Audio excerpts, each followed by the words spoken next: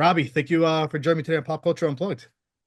Of course, happy to be here. Exciting times are ahead. We have Dexter on Paramount. I mean, like, did you think the internet was going to go this crazy in the fan reaction about Brian Moser?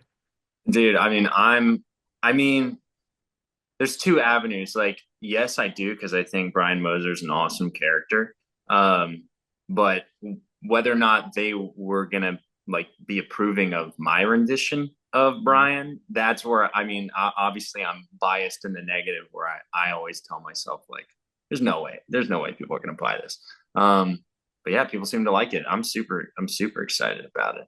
Yeah. I mean, they went crazy when they that clip of you talking to Dexter in the restaurant. Can I have is anybody sitting here? Yeah, Nobody knew that was you, but some people were putting it together even before we figured out it was Brian. yeah. I mean, you could even say that day, I, for a while, didn't even know who I was. Okay. I'll tell you a whole story about the process. Uh, Clyde is like such a sneaky devil. They basically didn't want me to know that I was going to be playing Brian. Um, so up until that day, I was like kind of in the dark. My character was just named Dark Haired Man. Okay. Um, so that was the first day that I shot. And Wow. so we were kind of all figuring out at the same time that I was Brian Moser. Yeah. He's an iconic character in the Dexter universe. After you figure out this is who you were gonna play, what went through your mind? Well, I mean, I was super excited, and I mean, the first thought was like, okay, it's time to like get studying and like really dive into who Brian is and like his whole backstory. It's like a really rich Yeah, character. I mean, him and Dexter both kind of like they're like twin flames or whatever you want to call it, yin and yang, light and dark, the two wolves, that whole thing. So it's fun to dive in. I was super excited to have like so much to work with.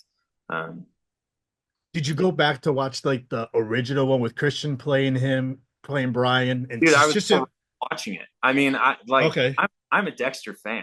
all Like, right, yeah. uh, so that was like, yeah, that was I was super excited. Like, oh my god, I'm the fucking ice truck killer. I couldn't believe it.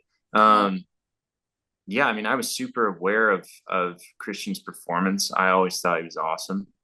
Um, Obviously, Michael C. Hall's Dexter, it's like completely iconic. So, yeah, I mean, I was a huge fan of the show. Super excited to go back and watch it again. But I just watched it for the first real time. I mean, Dexter had been kind of present in my life all through childhood. I have older siblings, so Yeah. they were kind of on that wave when this kind of new scene of darker, more Yeah. edgy television was hitting TVs, and so I was like very aware of Dexter, but it wasn't until I think it was lockdown. I was like, I'm gonna watch Dexter. I never actually sat and like watched this. We had the season one DVD in my house, but it was just like I would, bum around while my brother was watching TV or something. So yeah, Bitching, yeah. really cool to return to and like study it and not just watch it. Mm, it's awesome. So, like, in this season, we see Brian's darker tendencies emerge throughout this season. But he's Mm. also trying to connect with Dexter. Like, how did you approach playing the more unhinged and violent side, but also human in a way, also? Yeah, I think that it in a lot of ways, I guess it's easier to be more chaotic. Like it's easier to be more flippant. And the Mm, nice thing about Brian is that he's a trickster, right? Like he's getting off on the fact that he can kind of fool people yeah. and make them trust him. Like he's kind of learned how to get by on social manipulation, but he's still not very good at it, I think, at this age. And that I think is the genesis that they had in mind when they're writing young Brian. Um, that he's starting very chaotic. He's starting kind of dirty, for lack of a better term, and Yeah.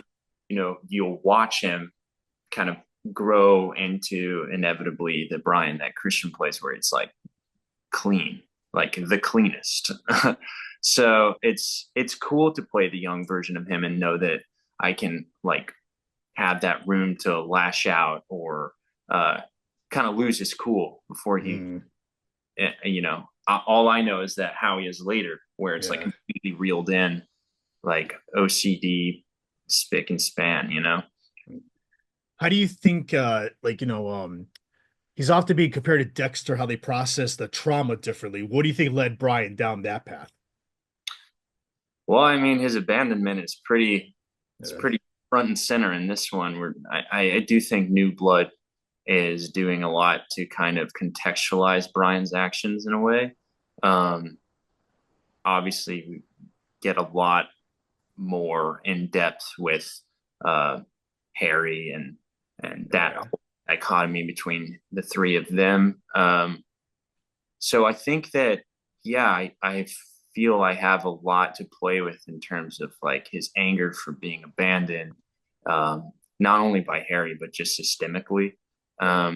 And obviously, after seeing the finale, you kind of get a better idea of how there is a part of Brian that wanted to change. Um, it's in there since he's a kid. He is exhibiting strange behavior, uh, but kids are strange. You Yeah. know, kids are malleable. Um, you can either foster something bad in a kid, or you can work to change it and teach them. And that's what you see with Dexter and Harry, and you see that the way that he's being fostered and the way he's being taught versus Brian, who's completely abandoned and left to his own devices. And so he goes down the dark path. Well, So yeah. what was your thoughts with episode 9 where Brian murders the woman with the chainsaw? Like what went through your when you were reading that script? I mean, the first, obviously shocking. Uh, Yeah, it's brutal. But that kind of goes back to what I was saying with that Brian is, he's just kind of on a full tear by that point. He's getting a taste for blood, quite literally, and um, he's kind of just falling into this mentality where I think it's like, okay, you want me to be the bad guy, I'll be the bad guy. yeah. He's kind of on like a twisted redemption tour, right? So I don't think, you know, obviously I'm not really gonna condone murder. So Right, right, like right. a character where I have to I have to believe in my actions a little bit. Yeah. And I don't even fully know that Brian does, but I think that uh he's just kind of numb Mm, to the repercussions of his actions by that point. He's feeling like it's apparent that the world doesn't care about me, so I don't care about the world. mm, Um, so yeah, I think that the Barb death was this kind of he wanted to return to form, and it's like kind of like falling back into that thing that created him, returning to the fire or whatever. So yeah, using a chainsaw, it's a pretty clear metaphor there. It's like right. I'm unleashed. Mm. Um, Yeah, and definitely. blood sprayed in my face was a unique experience to say the least. Mm. He's obsessed with like reconnecting with Dexter too. Like, do you think he like does he want a relationship with his brother, you think, or do you think he's trying to do something even more darker towards Dexter? I think he does want a relationship with his brother. I think that at least the direction that I'm kind of imagining Yeah. him with is that there actually is this very pure and childlike want to have a family again. Um, so that's the kind of weird twisted thing about Brian to me is that he is actually motivated in kind of pure ways. Obviously, it's strange to get a grasp on, and his methods are, you know, psycho. Mm, But when I'm not judging him, it just makes sense to me. I want to see my brother again, and I'm angry that right. people tore him away. So yeah, I think that his motives are actually kind of wholesome. Like Yeah. he wanted to be a part of that family, but he's got that bug that Mm. kind of keeps him like falling off that pure path, and his methods are just twisted. Um, but only And it's partially by his own right. fault. And as we've seen in the season finale too, when he's talking to Harry, Dexter has forgotten he's got a brother. Yeah. Yeah. I mean, and that moment, I think, it plays like nothing. That's Mm, where is anyone sitting here? Oh yeah, no problem. That's like nothing to the right. viewer. But I think for Brian, it was like brutal. Mm, Absolutely, like, he's playing it cool, but that's what Brian does. He's like under the surface, like so much rage and anger, but at face value, he can come across just either, quiet or completely placid or even smiling and charming. right. Um, so I think in that moment, he's wanting to make Dexter feel comfortable, but that might have just been the catalyst that set everything off. Right. Um, I think, by that point, I've already done some kind of bad things, but still, it does feel like that in my mind, because I can really only play the scenes that I have, was like a moment for Brian to just have to reckon with the fact that, yeah, his brother's forgotten him. Like, Right. he totally had no idea who he was. Um, so yeah, and who else could he go to blame but Harry? Right. I wrote something down here and I don't want to forget to tell you. Like in the original series, Brian tells Dexter we're the same. Now that you've played the younger version, do you think that's true? Yeah, I think he sticks by that. I mean, that to me shows that it's not leaving Brian's mind for all these years. Mm, He truly is like triangulated on this. Like if it was that moment in the shipping container that changed both of them forever, I think that was um I think that Brian still holds on to a lot of thoughts. It's not just that, because Brian remembers it. yeah. So he I think that he remembers all of their childhood. And, when you're a kid, you look at your siblings in like quite a lofty way. I don't have any younger siblings. I mean, I have a younger stepbrother. So I guess that does kind of equate, but I can imagine, at least being a little brother and looking at my siblings, there's something when you're young that feels like a bit larger than life about them. Like there's a very pure and like there's a real bond between young brothers. I think that Yeah. if you become like trapped in that mindset or have that arrested development or just become insanely tethered to a traumatic event like Brian, I don't think he ever let that mentality go. Mm, And I think by that point,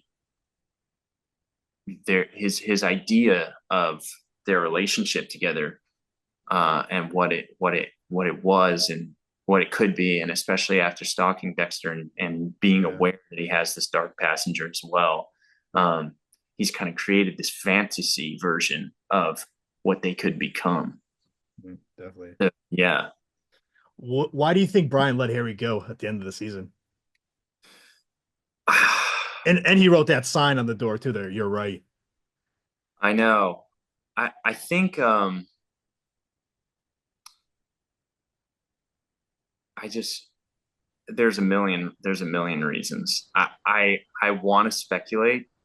Um, and obviously I can imagine his motives and there's so many avenues we could go with it. Yeah. I think Brian could be putting off the inevitable. He could just be Mm, taking a different route. He could be lying. He could be telling the truth. He could have yeah. actually revelation, or he could have been like, I don't want to do this yet because it doesn't bring me any closer to Dexter. Mm. um I don't know. I guess we'll see what the writers Love to have. see. That's right. What are you hoping to see if we see a season two? What are you hoping you see with Brian? I mean, just more. I think he's so interesting, and you know, I'm a total geek. I like these sort of archetypes, and to me, Dexter kind of plays out like a dark horse comic. Like Yeah. it's vibey, it's noir, mysterious, and macabre, and like all these things that make me kind of excited to have Brian.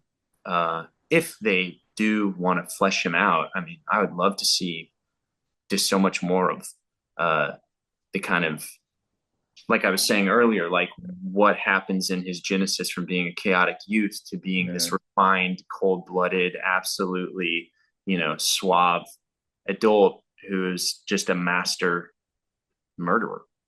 Um, so yeah, I mean, there's so much to play with there. Yeah.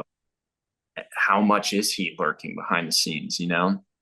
Um, I mean, the fans are asking for a story for Brian, its own series. I So I'm mean, they're sure you'll kind be all over of, that if you could. yeah, I mean, obviously, I'm going to campaign for my character because I think Brian is super interesting and he's just fun to watch. So yeah, I mean, we'll just have to see. But I want to see where he goes. I want I to think see where, everybody does. Yeah. yeah. Well, I hope So, so. yeah. Last question. Do you have a message for the Dexter fans? Just thank you all for being so sick and strange. At least the fans that are loving Brian, I'm like, I see you. You're weird, and I like it. Uh, but yeah, super excited for the show. And as a big Dexter fan, I love seeing the kind of love seeing it as an extended universe. It's awesome. I like seeing that we can dive deeper into fictional worlds that aren't just superheroes or something like that. Though Dexter is a hero in his own strange Oh way. yeah, definitely. Robbie, this is great. I want to thank you for giving a few minutes today. Hopefully, we see season two. We see you on. We get you back on. We continue the story because we know you have a few more years left. Yeah, yeah. Hope so, man. All right, So.